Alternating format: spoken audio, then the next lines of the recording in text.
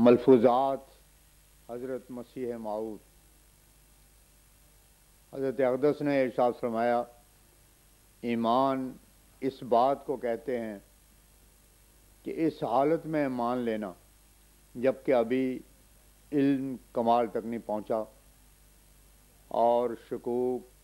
اور شبہات سے ہنوز لڑائی ہے۔ پس جو شخص ایمان لاتا ہے، یعنی باوجود کمزوری اور نہ مہیا ہونے کل اسباب یقین کے، اس بات کو اغلب اعتماد کی وجہ سے قبول کر لیتا ہے، وہ حضرت عادیت میں صادق اور راست باز شمار کیا جاتا ہے، اور پھر اس کو محبت کے طور پر معرفت تامہ حاصل ہوتی ہے، اور ایمان کے بعد عرفان کا جام اس کو پلایا جاتا ہے۔ اس لیے ایک مرد متقی رسولوں اور نبیوں اور مامور من اللہ کی دعوت کو سن کر ہر ایک پہلو پر ابتدائے امر میں ہی حملہ کرنا نہیں چاہتا، بلکہ وہ حصہ جو کسی مامور من اللہ ہونے پر بعض صاف اور کھلے کھلے دلائل سے سمجھ آ جاتا ہے، اسی کو اپنے اقرار اور ایمان کا ذریعہ ٹھہرا لیتا ہے، اور وہ حصہ جو سمجھ میں نہیں آتا اس میں سنت صالحین کے طور پر استعارات اور مجازات قرار دیتا ہے، اور اس طرح تناقض کو درمیان سے اٹھا کر صفائی اور اخلاص کے ساتھ ایمان لے آتا ہے۔ تب خدا تعالی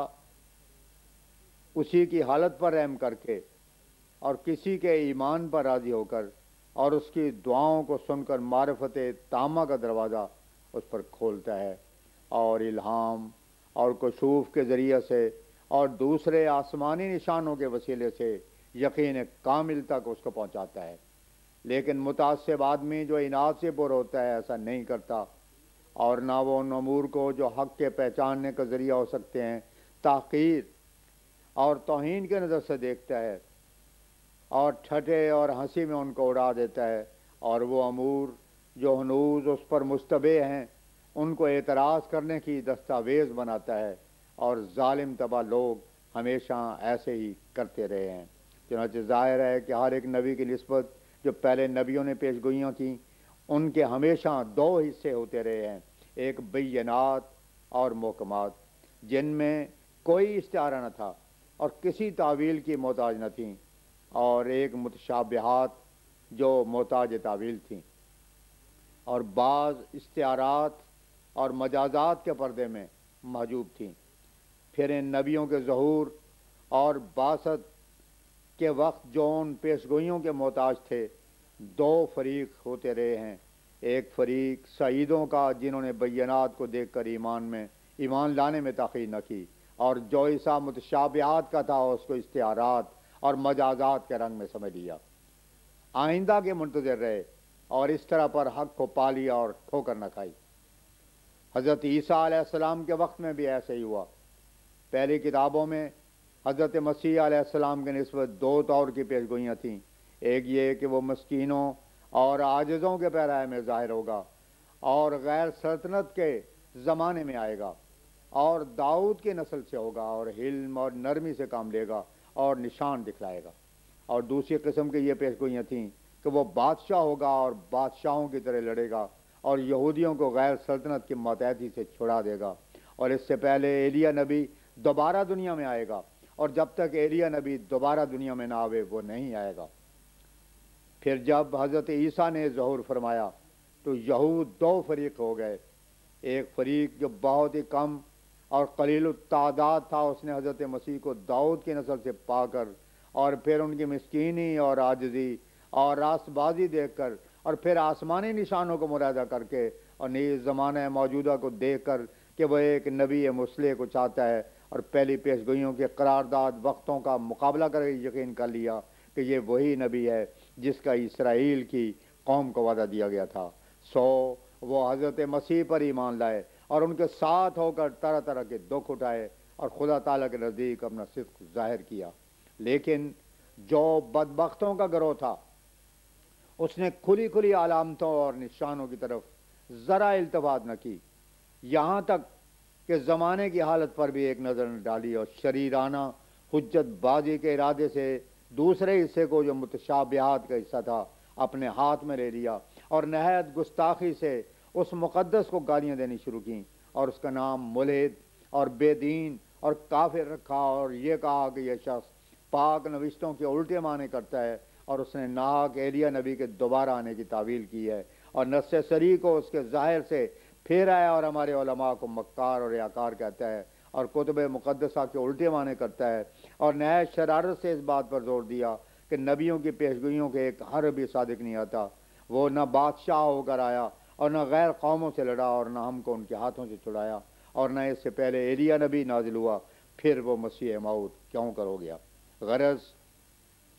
ان بدقسمت شریروں نے سچائی کے انوار اور علامات پر نظر ڈالنا نہ چاہا، اور جو حصہ متشابہات کا پیش گوئیوں میں تھا اس کو ظاہر پر حمل کر کے بار بار پیش کیا۔ یہی ابتلا ہمارے نبی صلی اللہ علیہ وسلم کے وقت میں اکثر یہودیوں کو پیش آیا۔ انہوں نے بھی اپنے اسلاف کی عادت کے موافق نبیوں کی پیشگوئیوں کے اس حصے سے فائدہ اٹھانا نہ چاہا جو بینات کا حصہ تھا، اور متشابہات جو استعارات تھے اپنی آنکھ کے سامنے رکھ کر یا تحریف شدہ پیشگوئیوں پر زور دے کر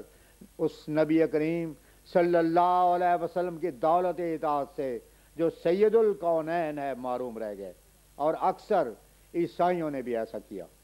انجیل کی کھلی کھلی پیشگوئیاں ہمارے نبی صلی اللہ علیہ وسلم کے حق میں تھیں، ان کو تو ہاتھ تک نہ لگایا، اور جو سنت اللہ کے موافق پیشگوئیوں کا دوسرا حصہ یعنی استعارات اور مجازات تھے ان پر گر پڑے، اس لیے حقیقت کی طرف راہ نہ پا سکے۔ لیکن ان میں سے وہ لوگ جو حق کے طالب تھے اور جو پیشگوئیوں کی تحریر میں طرز و عادت الہیہ سے واقف تھے، انہوں نے انجیل کی ان پیشگوئیوں سے جو آنے والے بزرگ نبی کے بارے میں تھیں فائدہ اٹھایا اور مشرف بہ اسلام ہوئے، اور جس طرح یہود میں سے اس گروہ نے جو حضرت عیسیٰ پر ایمان لائے تھے پیشگوئیوں کے بینات سے دلیل پکڑی تھی اور متشابہات کو چھوڑ دیا تھا، ایسے ہی ان بزرگ عیسائیوں نے بھی کیا، اور ہزارہ نیک بخت انسان ان میں سے اسلام میں داخل ہوئے۔ غرض ان دونوں قوموں یہود و نصارہ میں سے جس گروہ نے متشابہات پر جم کر انکار پر زور دیا اور بینات پیشگوئیوں سے جو ظہور میں آئیں فائدہ نہ اٹھایا، ان دونوں گروہ کا قرآن شریف میں جا بجا ذکر ہے، اور یہ ذکر اس لیے کیا گیا کہ تا ان کی بدبختی کے ملاحظہ سے مسلمانوں کو سبق حاصل ہو، اور اس بات سے متنبہ رہیں کہ یہود و نصارہ کے مانند بینات کو چھوڑ کر اور متشابہات میں پڑھ کر ہلاک نہ ہو جائیں، اور ایسی پیشگوئیوں کے بارے میں جو معمور من اللہ کے لیے پہلے سے بیان کی جاتی ہیں امید نہ رکھیں کہ وہ اپنے تمام پہلوؤں کے روح سے ظاہری طور پر ہی پوری ہوں گی، بلکہ اس بات کے ماننے کے لیے تیار رہیں کہ قدیم سنت اللہ کے موافق بعض اس سے ایسی پیشگوئیوں کے استعارات اور مجازات کے رنگ میں بھی ہوتے ہیں، اور اسی رنگ میں وہ پوری بھی ہو جاتی ہیں، مگر غافل اور سطحی خیال کے انسان ہنوز انتظار میں لگے رہتے ہیں کہ گویا ابھی وہ باتیں پوری نہیں ہوئیں بلکہ آئندہ ہوگی۔ جیسا کہ یہود ابھی تک اس بات کو روتے ہیں کہ ایلیا نبی دوبارہ دنیا میں آئے گا اور پھر ان کا مسیح موعود بڑے بادشاہ کی طرح ظاہر ہوگا اور یہودیوں کو امارت اور حکومت بخشے گا، حالانکہ یہ سب باتیں پوری ہو چکیں اور اس پر 1900 برس کے قریب عرصہ گزر گیا، اور آنے والا بھی آ گیا اور اس دنیا سے اٹھایا بھی کیا۔ فرمایا یہ بات نہایت کارآمد اور یاد رکھنے کے لائق تھی کہ جو لوگ اللہ تعالیٰ کے مامور ہو کر آتے ہیں، خواہ وہ رسول ہوں یا نبی یا محدث اور مجدد، ان کی نسبت جو پہلی کتابوں میں یا رسولوں کی معرفت پیشگوئیاں کی جاتی ہیں ان کے دو حصے ہوتے ہیں، ایک وہ علامات جو ظاہری طور پر وقوع میں آتی ہیں، اور ایک متشابہات جو استعارات اور مجازات کے رنگ میں ہوتی ہیں۔ پس جن کے دلوں میں زیغ اور کجی ہوتی ہے وہ متشابہات کی پیروی کرتے ہیں، اور طالب صادق بینات اور محکمات سے فائدہ اٹھاتے ہیں۔ یہود اور عیسائیوں کو یہ ابتلا پیش آ چکے ہیں، پس مسلمانوں کے الابصار کو چاہیے کہ ان سے عبرت پکڑیں اور صرف متشابہات پر نظر رکھ کر تکذیب میں جلدی نہ کریں، اور جو باتیں خدا تعالیٰ کی طرف سے کھل جائیں ان سے اپنی ہدایت کے لیے فائدہ اٹھائیں۔ یہ تو ظاہر ہے کہ شک یقین کو رفع نہیں کر سکتا، پس پیش گوئیوں کو وہ دوسرا حصہ جو ظاہری طور پر ابھی پورا نہیں ہوا وہ ایک امر شکی ہے، کیونکہ ممکن ہے کہ ایلیا کے دوبارہ آنے کی طرح وہ حصہ استعارہ یا مجاز کے رنگ میں پورا ہو گیا ہو، مگر انتظار کرنے والا اس غلطی میں پڑا ہو کہ وہ ظاہری طور پر کسی دن پورا ہوگا۔ اور یہ بھی ممکن ہے کہ بعض احادیث کے الفاظ محفوظ نہ رہے ہوں، کیونکہ احادیث کے الفاظ وحی مطلوب کی طرح نہیں، اور اکثر احادیث احاد کا مجموعہ ہیں۔ اعتقادی امر تو الگ بات ہے، جو چاہو اعتقاد رکھو، مگر واقعی اور حقیقی فیصلہ یہی ہے کہ احاد میں اندالعقل امکان تغیر الفاظ ہے۔ چنانچہ ایک ہی حدیث جو مختلف طریقوں اور مختلف راویوں سے پہنچتی ہے، اکثر ان کے الفاظ اور ترتیب میں بہت سا فرق ہوتا ہے، حالانکہ وہ ایک ہی وقت میں ایک ہی منہ سے نکلی ہے۔ پس صاف سمجھ آتا ہے کہ چونکہ اکثر راویوں کے الفاظ اور طرز بیان جدا جدا ہوتے ہیں، اس لیے اختلاف بڑھ جاتا ہے۔ اور نیز پیشگوئیوں کے متشابہات کے حصے میں یہ بھی ممکن ہے کہ بعض اوقات پیشگوئیوں کے جن کا ایک ہی دفعہ ظاہر ہونا امید رکھا گیا ہے وہ تدریجاً ظاہر ہوں یا کسی اور شخص کے واسطے سے ظاہر ہوں، جیسا کہ ہمارے نبی صلی اللہ علیہ وسلم کی یہ پیشگوئی کہ قیصر و کسریٰ کے خزانوں کی کنجیاں آپ کے ہاتھ پر رکھی گئی ہیں، حالانکہ ظاہر ہے کہ پیشگوئی کے ظہور سے پہلے حضرت صلی اللہ علیہ وسلم فوت ہو چکے تھے، اور جناب نے نہ قیصر اور کسریٰ کے خزانوں کو دیکھا اور نہ کنجیاں دیکھیں، مگر چونکہ مقدر تھا کہ وہ کنجیاں حضرت عمر رضی اللہ تعالیٰ عنہ کو ملے، کیونکہ حضرت عمر رضی اللہ تعالیٰ عنہ کو وجود ذلی طور پر گویا جناب صلی اللہ علیہ وسلم کا وجود ہی تھا، اس لیے عالم وحی میں حضرت عمر رضی اللہ عنہ کا ہاتھ پیغمبر خدا صلی اللہ علیہ وسلم کا ہاتھ قرار دیا گیا۔ خلاصہ کلام یہ کہ دھوکہ کھانے والے اسی مقام پر دھوکہ کھاتے ہیں، وہ اپنی بدقسمتی سے پیشگوئی کے ہر حصے کی نسبت یہ امید رکھتے ہیں کہ وہ ظاہری طور پر ضرور پورا ہوگا، اور پھر جب وقت آتا ہے اور کوئی مامور من اللہ آتا ہے تو جو علامتیں اس کے صدق کی نسبت ظاہر ہو جائیں ان کی کچھ پرواہ نہیں رکھتے، اور جو علامتیں ظاہری صورت میں پوری نہ ہوں یا ابھی ان کا وقت نہ آیا ہو ان کو بار بار پیش کرتے ہیں۔ ہلاک شدہ امتیں جنہوں نے سچے نبیوں کو نہیں مانا، ان کی ہلاکت کا اصل موجب یہی تھا۔ اپنے زوم میں تو وہ لوگ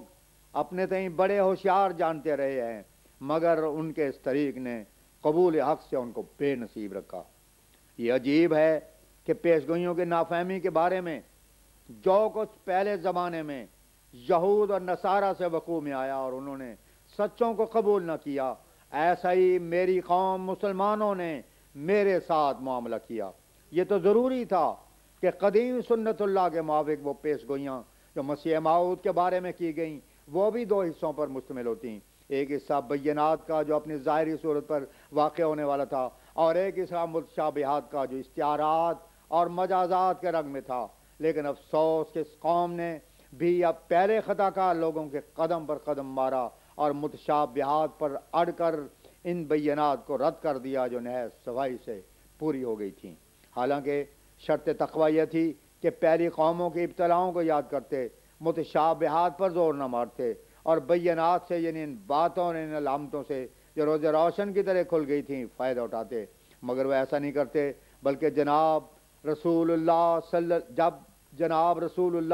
صلی اللہ علیہ وسلم اور قرآن کریم کی وہ پیشگوئیاں پیش کی جاتی ہیں جن کی اکثر حصے نہایت صفائی سے پورے ہو چکے ہیں تو نہایت لاپرواہی سے ان سے منہ پھیر لیتے ہیں، اور پیشگوئیوں کی بعض باتیں جو استعارات کے رنگ میں تھی پیش کر دیتے ہیں اور کہتے ہیں کہ یہ سب پیشگوئیوں کو کیوں ظاہر طور پر پورا نہیں ہوا۔ اور بھائی ہماں جب پہلے مکذبوں کا ذکر آوے جنہوں نے بیان ہی ان لوگوں کی طرح واقع شدہ علامتوں پر نظر نہ کی، اور متشابہات کا حصہ جو پیشگوئیوں میں تھا اور استعارات کے رنگ میں تھا اس کو دیکھ کر کے وہ ظاہری طور پر پورا نہیں ہوا، حق کو قبول نہ کیا، تو یہ لوگ کہتے ہیں کہ اگر ہم ان کے زمانے میں ہوتے تو ایسا نہ کرتے۔ حالانکہ اب یہ لوگ ایسا ہی کر رہے ہیں جیسا کہ ان پہلے مکذبوں نے کیا، جن ثابت شدہ علامتوں اور نشانوں سے قبول کرنے کی روشنی پیدا ہو سکتی ہے ان کو قبول نہیں کرتے، اور جو استعارات اور مجازات اور متشابہات ہیں ان کو ہاتھ میں لیے پھرتے ہیں اور عوام کو دھوکہ دیتے ہیں کہ یہ باتیں پوری نہیں ہوئیں، حالانکہ سنت اللہ کی تعلیم کے طریقے موافق ضرور تھا کہ وہ باتیں اس طرح پوری نہ ہوتی جس طرح ان کا خیال ہے، یعنی ظاہری اور جسمانی صورت پر بے شک ایک حصہ ظاہری طور پر اور ایک حصہ مخفی طور پر پورا ہو گیا، لیکن اس زمانے کے متعصب لوگوں کے دلوں نے نہیں چاہا کہ قبول کریں۔ وہ تو ہر ایک ثبوت کو دیکھ کر منہ پھیر لیتے ہیں۔ وہ خدا تعالیٰ کے نشانوں کو انسان کے مکاری خیال کرتے ہیں۔ جب خدا قدوس کے پاک الہاموں کو سنتے ہیں تو کہتے ہیں کہ انسان کا افتراء ہے، مگر اس بات کا جواب نہیں دے سکتے کہ کیا کبھی خدا پر افتراء کرنے والے کو مفتریات کے پھیلانے کے لیے وہ مہلت ملی جو سچے ملہموں کو خدا تعالیٰ کی طرف سے ملی؟ کیا خدا تعالیٰ نے نہیں کہا کہ الہام کے افتراء کے طور پر دعویٰ کرنے والے ہلاک کیے جائیں گے اور خدا پر جھوٹ بولنے والے پکڑے جائیں گے؟ یہ تو تورات میں بھی ہے کہ جھوٹا نبی قتل کیا جائے گا، اور انجیل میں بھی ہے کہ جھوٹا جلد فنا ہوگا اور اس کی جماعت متفرق ہو جائے گی۔ کیا کوئی ایک نظیر بھی ہے کہ جھوٹے ملم نے جو خدا پر افتراء کرنے والا تھا ایام افتراء میں وہ عمر پائی جو اس عاجز کو ایام دعوت الہام میں ملی؟ بھلا اگر کوئی نظیر ہے تو پیش کرو۔ میں نہایت پرزور دعوے سے کہتا ہوں کہ دنیا کی ابتدا سے آج تک ایک نظیر بھی نہیں ملے گی۔ پس کیا کوئی ایسا ہے کہ اس موغم اور قطعی دلیل سے فائدہ اٹھاوے اور خدا سے ڈرے؟ میں نہیں کہتا کہ بت پرست عمر نہیں پاتے، یہ دیریا یا نلک کہنے والے جلد پکڑے جاتے ہیں، کیونکہ ان غلطیوں اور ضلالتوں کی سزا دینے کے لیے دوسرا عالم ہے۔ لیکن میں یہ کہتا ہوں کہ جو شخص خدا تعالیٰ پر الہام کے افتراء کرتا ہے اور کہتا ہے کہ یہ الہام مجھ کو ہوا، حالانکہ جانتا ہے کہ وہ الہام اس کو نہیں ہوا، وہ جلد پکڑا جاتا ہے اور اس کی عمر کے دن بہت تھوڑے ہوتے ہیں۔ قرآن اور انجیل اور تورات نے یہی گواہی دی ہے، عقل بھی یہی گواہی دیتی ہے، اور اس کے مخالف کوئی منکر کسی تاریخ کے حوالے سے ایک نظیر بھی پیش نہیں کر سکتا اور نہیں دکھلا سکتا کہ کوئی جھوٹا الہام کا دعویٰ کرنے والا 25 برس تک یا 18 برس تک جھوٹے الہام دنیا میں پھیلاتا رہا اور جھوٹے طور پر خدا کا مقرب اور خدا کا مامور اور خدا کا فرستادہ اپنا نام رکھا، اور اس کی تائید میں سال آئے دراز تک اپنی طرف سے الہامات تلاش کر مشہور کرتا، اور پھر وہ باوجود ان مجرمانہ حرکات کے پکڑا نہ گیا۔ کیا امید کی جاتی ہے کہ کوئی ہمارا اس سوال کا جواب دے سکتا ہے؟ ہرگز نہیں۔ ان کے دل جانتے ہیں کہ وہ ان سوالات کے جواب دینے سے عاجز ہیں، مگر پھر بھی انکار سے باز نہیں آتے، بلکہ بہت سے دلائل سے ان پر حجت وارد ہو گئی، مگر وہ خواب غفلت میں سو رہے ہیں۔